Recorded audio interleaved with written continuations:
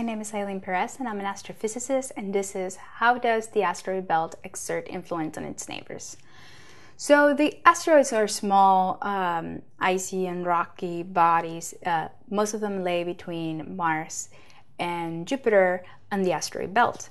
So if we have Mars over here, then we have the asteroid belt, and then we have Jupiter. Now, there are ways in which two bodies in different orbits can interact with each other gravitationally. And one of these is orbital resonance. And orbital resonance is when, let's say, for example, you have an asteroid that orbits the Sun 3 times in the time that Jupiter orbits the Sun once. So you would say that they're in orbital resonance in a ratio of 1 to 3. Meaning that these have to be whole numbers and not some sort of fraction. You can have 1 to 2.5. It has to be a perfect ratio of each other. So these are called orbital resonance, and it means that the two bodies are under some gravitational influence between the two of them. So they're exchanging momentum and their gravitational fields are tied to each other.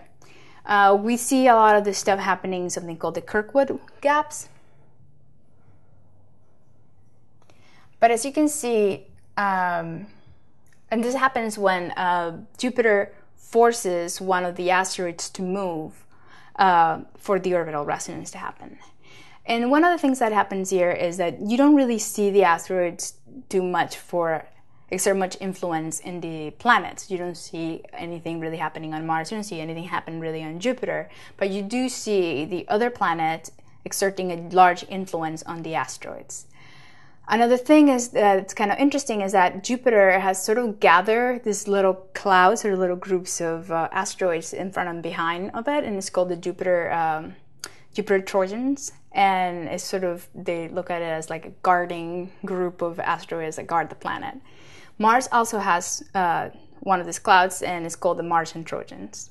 My name is Eylene Pirez, and I'm an astrophysicist, and this is how do the asteroid belt exerts influence on its neighbors.